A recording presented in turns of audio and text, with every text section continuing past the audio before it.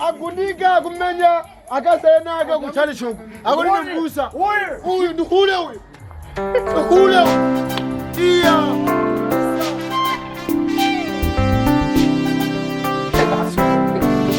mulibwani ali kule muntu na wewe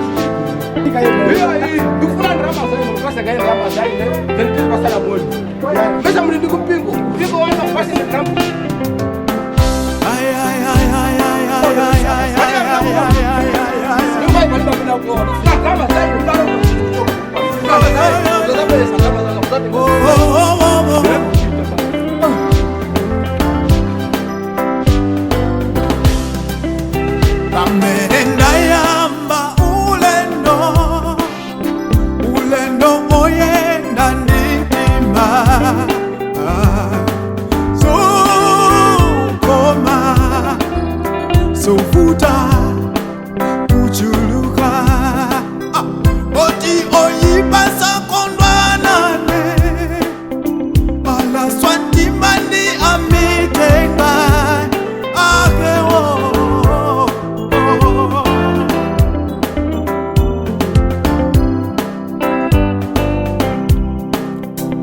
Cholinga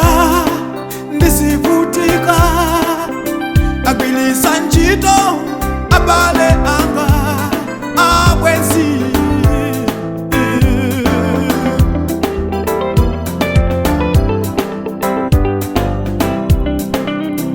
sowona nkondo di anasi yako Yudasi kumpeleka Yesu Kristu yo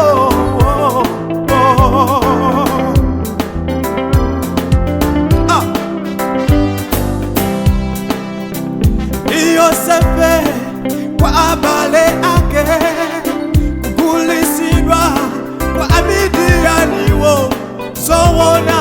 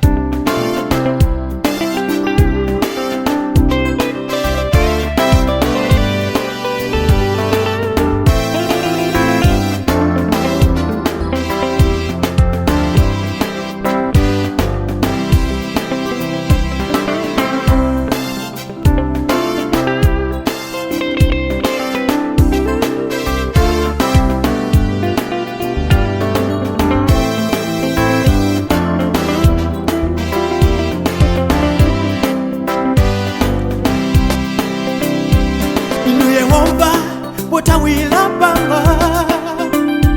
msati wa moyo wanga lingalo limba Debola musendi yawe dilindeka uchipulu Itanila pasina